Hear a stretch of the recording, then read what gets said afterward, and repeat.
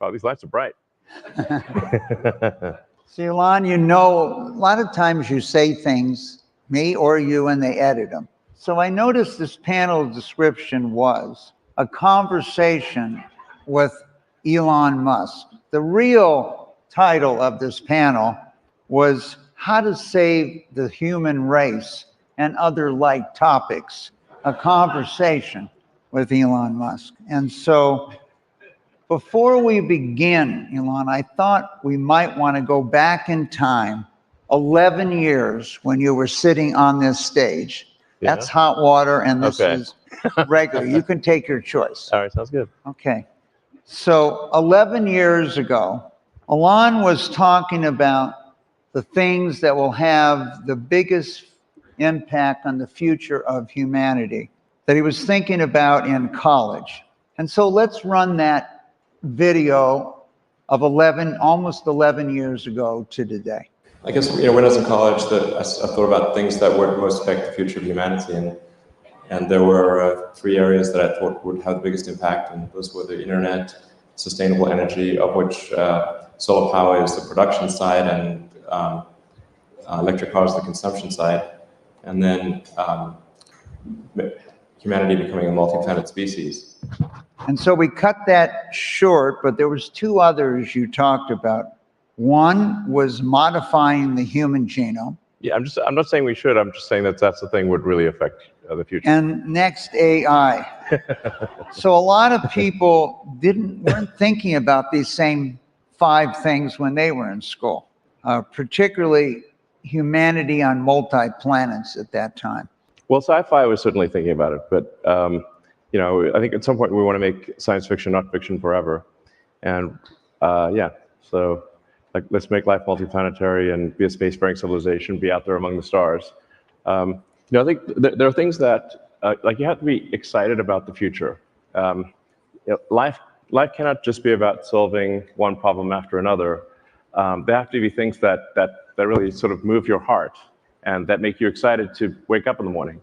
And I think becoming a spacefaring civilization is one of those things. If you ask kids anywhere around the world, like what are some of the most inspiring things, you can ask like 5-year-old, 6-year-old anywhere in the world, and they're going to say, space exploration is one of those things. And we want to make sure that we're that Apollo is not the high watermark.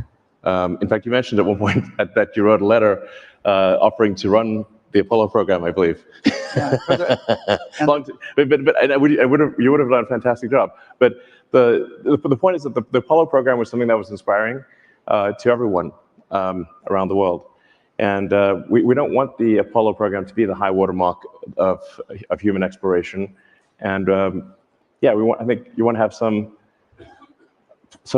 sense that the future is going to be better than the past, that we're going to be out there, going to other star systems, and what you see in a science fiction, non-dystopian sci-fi story, of which there are not many, but like Star Trek, I suppose. Well, speaking of Star Trek, Elon, when I think about you, let's look at Spock's from Star Trek here.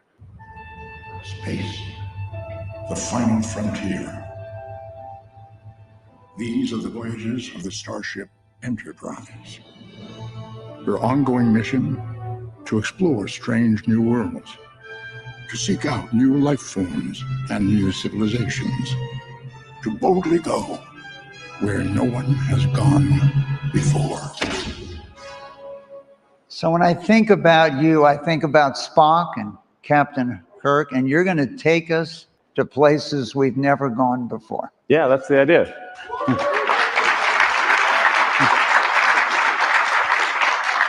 If we send probes out there, we might find the remains of long dead alien civilizations.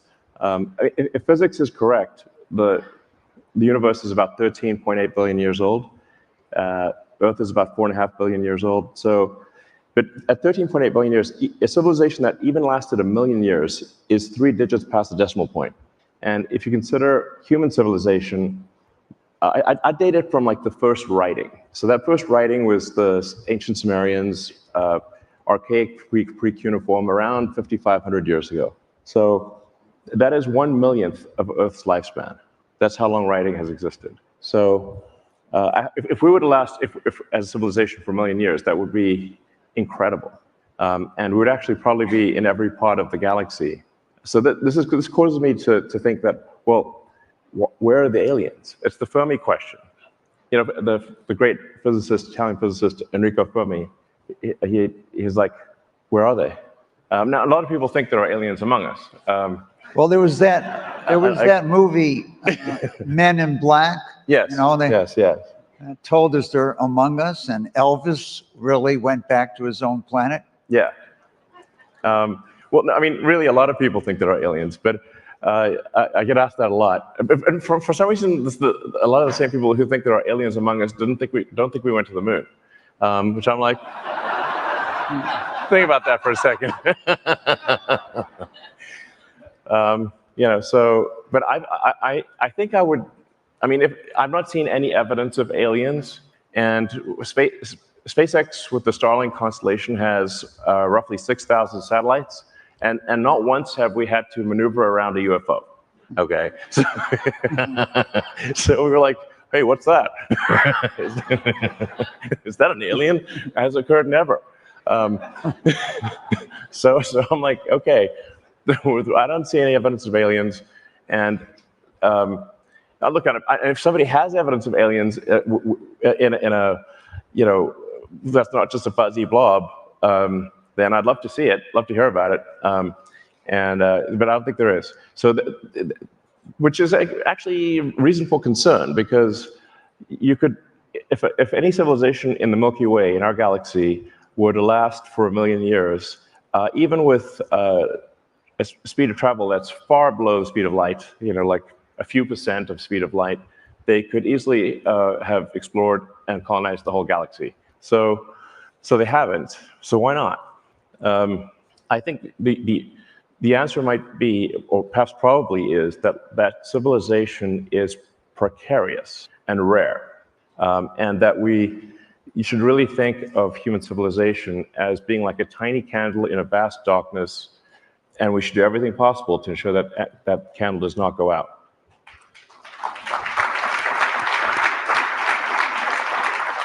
So, Elon, I thought one of the interesting things for the people on X viewing this session, and the people in the audience here, is that maybe I'd give you a few of your quotes and you can comment on them. Okay, let's start with this one. Free speech. Freedom of speech is the bedrock of democracy. Yeah. Without it, America ends.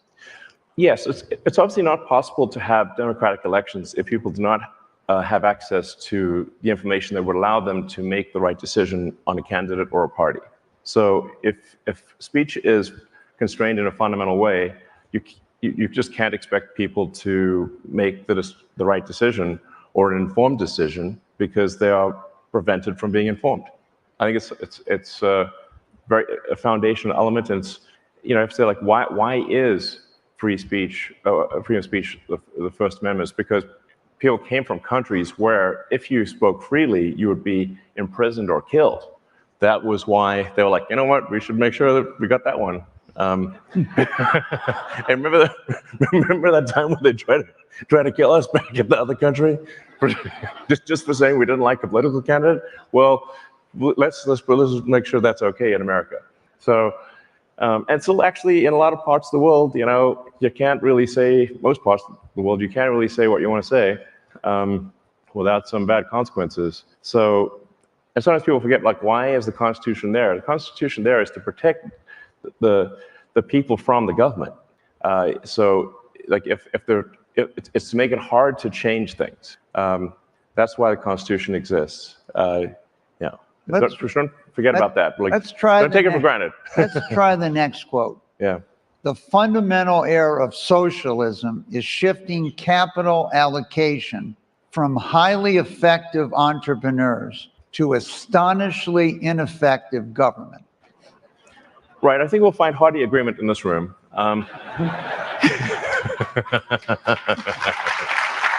So, yeah, I think that this is definitely a stacked deck on that front. But yeah,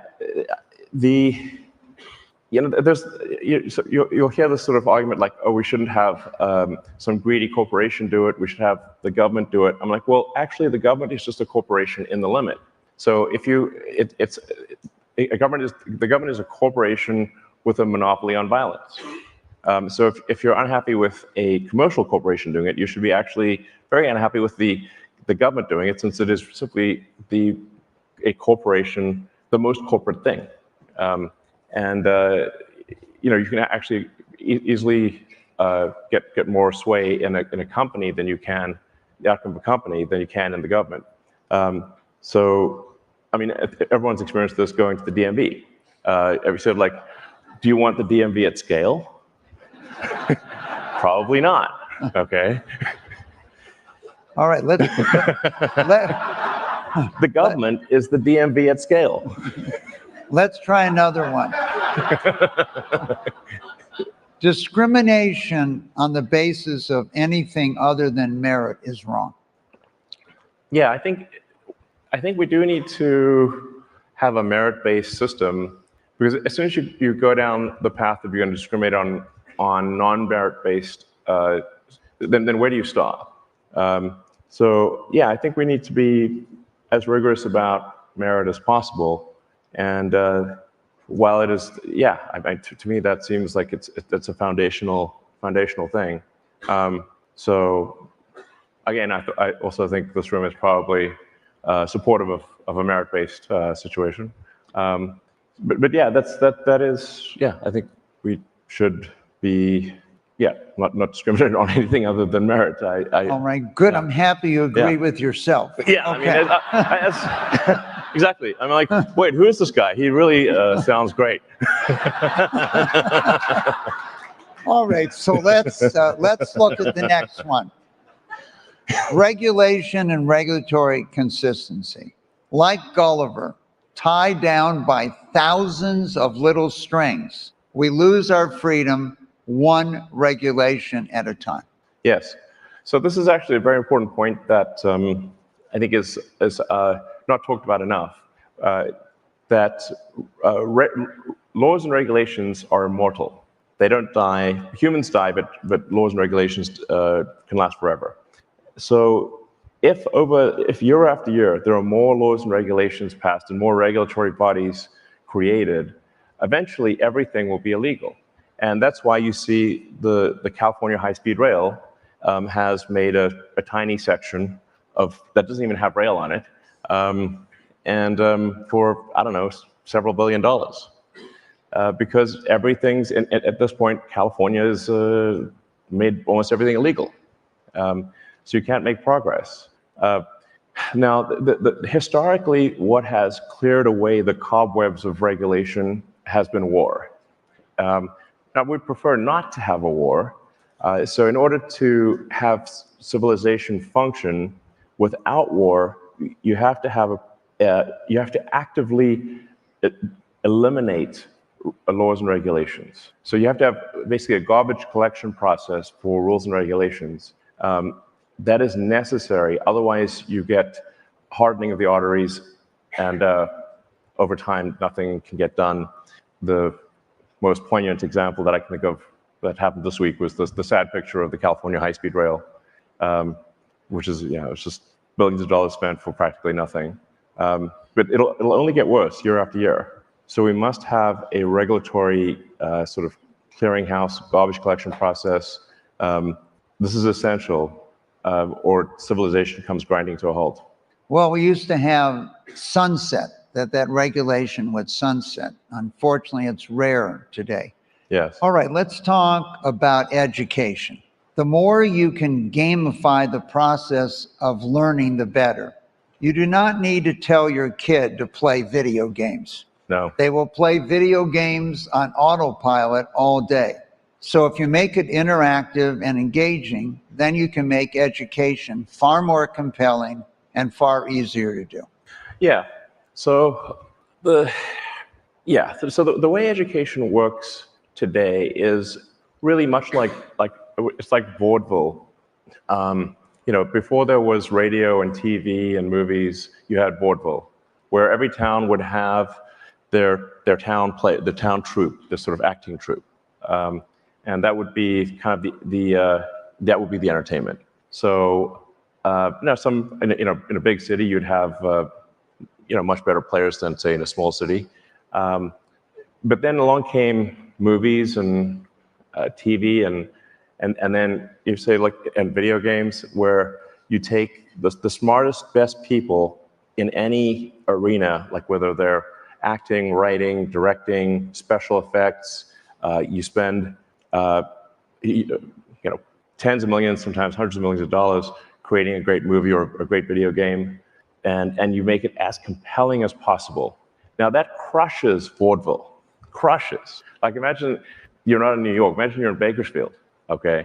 Then you got, instead of Batman being like, the Nolan brothers, it's Batman, the Bakersfield sort of acting troupe. It wouldn't be as good. That's how teaching works today. So what you actually want to have is an interactive learning experience that is as compelling as possible, and you do not actually want a teacher in front of a board doing a vaudeville act. You want it to be engaged, real-time feedback. So that's and then there are a few other principles in teaching. You have to establish relevance. Otherwise, your mind will want to forget things. So our mind is constantly trying to forget as much as possible. So you'll only remember things if your mind can establish relevance or there's a strong emotional element to it. Otherwise, you're basically going to forget everything. Memory is very expensive from an evolutionary standpoint, so it's trying to forget as much as possible. So when teaching a course, you have to explain to kids why it's important. And then you want to teach to the problem instead of teaching the tools. So what I mean by that is, if you said, here's a car engine, we're going to try to understand how this car engine works. We're going to take it apart. So what do we need to do to take it apart? Well, we need a wrench, we need some screwdrivers, we need a hoist and a pulley, and we're going to take it apart and we're going to see how it all works. That's engaging. And along the way, you learn about wrenches and screwdrivers and all the tools that are needed. That actually is engaging and compelling. But the way teaching more typically works is we're going to teach you a course on screwdrivers and a course on wrenches. And you're like, why do I have a course on wrenches? It's not obvious. That would be like, say, a course on calculus without explaining what calculus is used for. Then you sort of forget it. Yeah. Well, we have a lot of work to do in that area. Let's talk about a non-controversial issue, immigration. Sure. Right. Here is Elon on immigration. I'm very much in favor of increased and expedited legal immigration for anyone who is talented, hardworking, and honest. Yeah. Bizarrely, it's difficult and agonizing slow to immigrate to the U.S. legally, but it's trivial and fast to enter illegally. This obviously makes no sense. Right. I mean, once again, I agree with that guy. Yeah, I mean, if anyone here has been through the legal immigration process, I mean, I've been through it. It's only gotten worse since 9/11 and with COVID. It's a sort of Kafkaesque, very long, bizarre process to immigrate legally to the U.S. I mean, I have friends of mine who, they can't get their wife to have a green card. It's like insane. On the other hand, it's you can hop across the border in the South trivially. It's just like very easy. I went to the border myself just to see like what's going on. Is this real or like is this propaganda or real? And so I just went there and I'm like, oh, it is real. Okay, this is crazy. We've got situations where people are pouring across the border like it's World War Z. I'm like, this doesn't seem healthy. So I'm like, are we checking anyone here, or like what's going on? And we don't. This is not to say that. I mean, I'm a big believer in immigration, but to have unvetted immigration at large scale is a recipe for disaster. So I'm in favor of greatly expediting legal immigration, but having a secure southern border, so there's some vetting of who comes into the United States. I think this is just sensible. All right, let's now link Starlink to education. We're basically building the internet in space. Yes. Why it matters? Starlink is a massive enabler for people in remote locations to learn anything. Yes. You can learn almost anything for free on the internet right now. For example, MIT has all of its lessons online. That's if you have internet.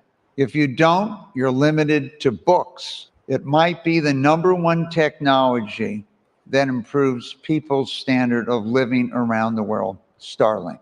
Yeah, absolutely. So once you have access to the internet, you have access to all the world's information.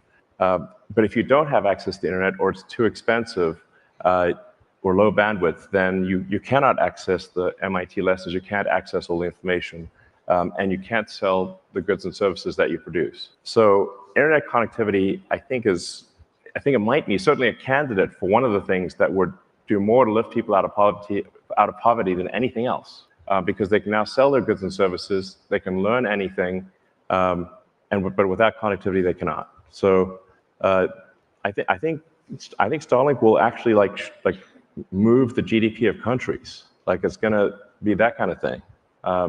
Because what is GDP is a function of average productivity per person. And so if there's a technology that improves productivity per person, you would expect to see that actually reflected in the gross domestic product. All right, civilization is fragile. I think it is. We should always regard civilization as fragile. Yeah. There's not an inevitable upward trajectory. A lot of civilizations have risen and fallen in recent years. Yes. I suspect most people in this room have actually read history, but if you haven't, I just strongly recommend it. It sounds obvious, but there's been so many civilizations that have risen and fallen, many that we just don't have much of a record of.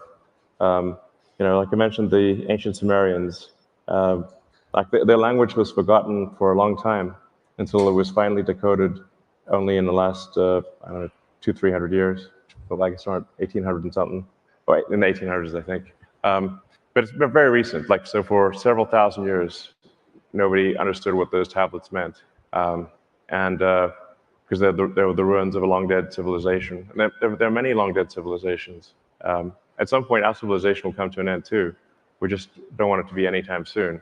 Well, you've been quoted a number of times, Elon, on you'd like to die on Mars, but not on landing. Yes.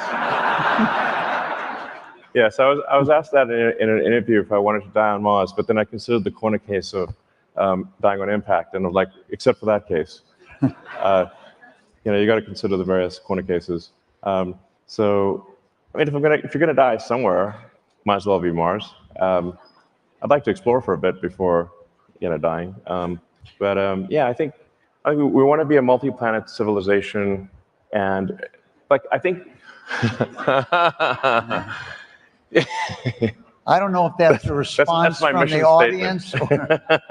Let's talk about that just for 1 second. Then we're going to take some questions from the audience. I could accomplish this actually this year if I was willing to die on impact.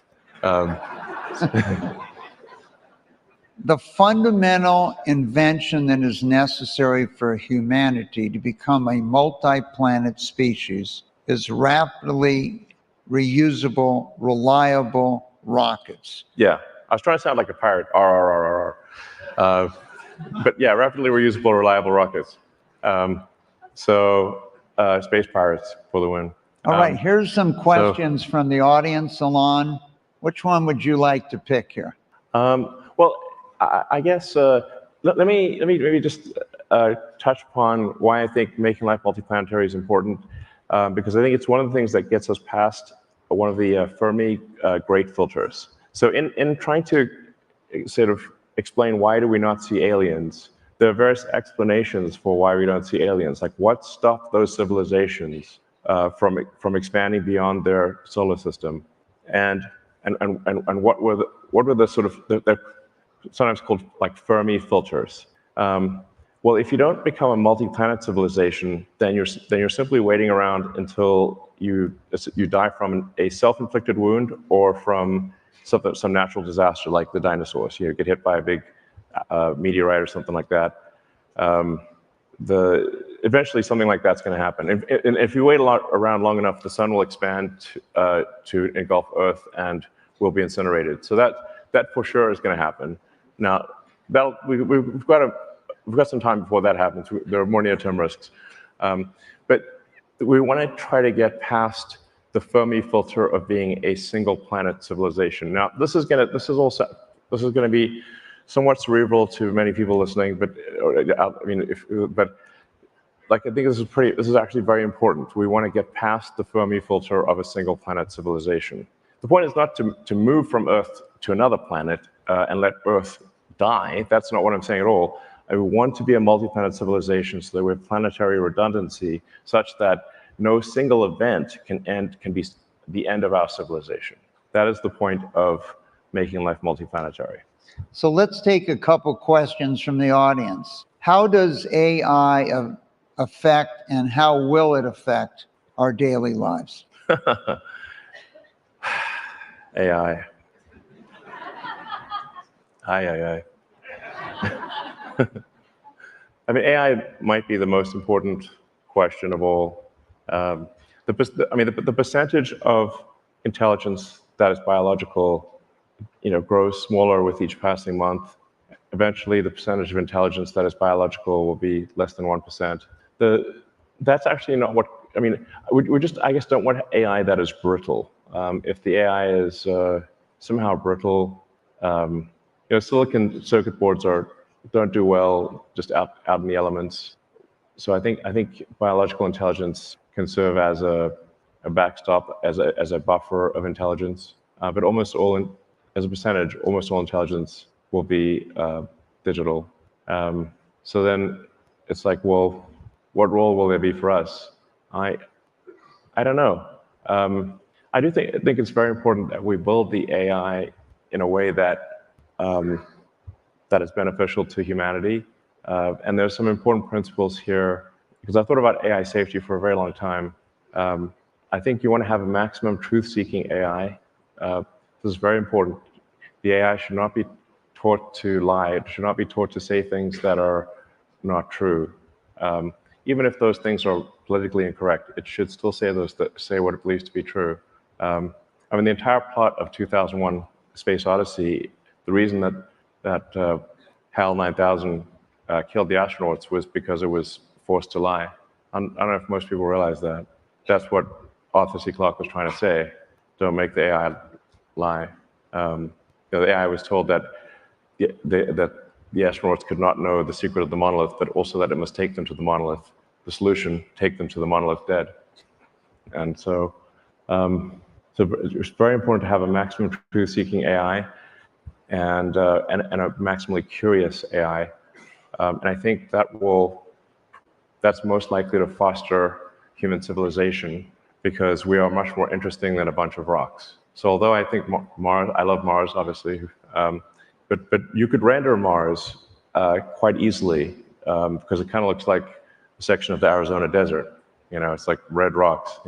But the rendering complexity of human civilization is vastly greater by many orders of magnitude. So I think an AI would be that is truth-seeking, maximally curious, would foster human civilization to see where it goes.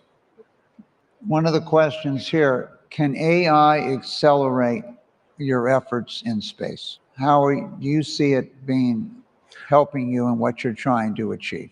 Oddly enough, one of the areas where there's almost no AI used is space exploration.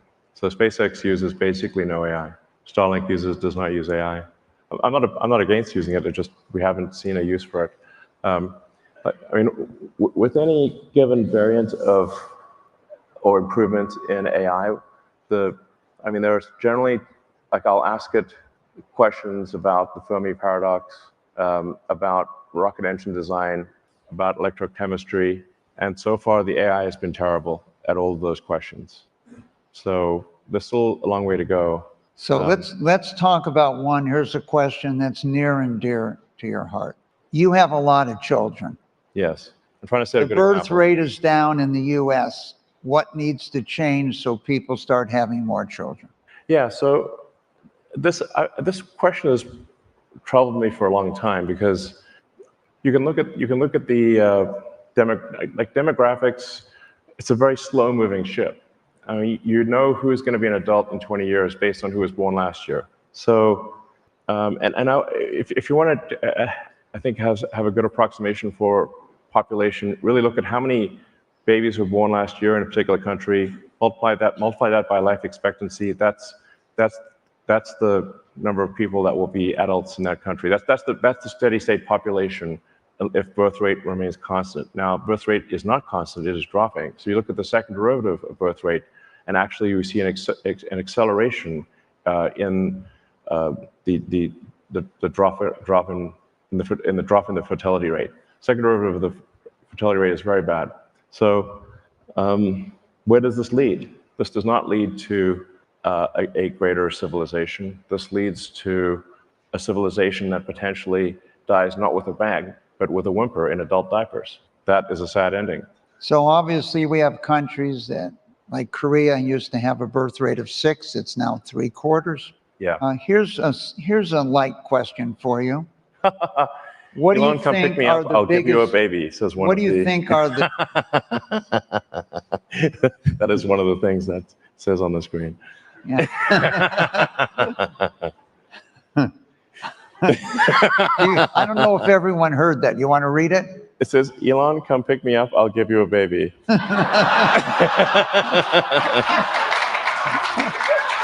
Thank you. Okay. Well, I mean, I certainly encourage everyone in this room to have at least 3 children. Look, baby's got to come from somewhere, you know. And I think we just want to have, I don't know, I think we want to have like a slightly increasing population, not a plummeting population. You know, and I think this applies to all countries and cultures. Like, I don't think we want any country or culture to disappear.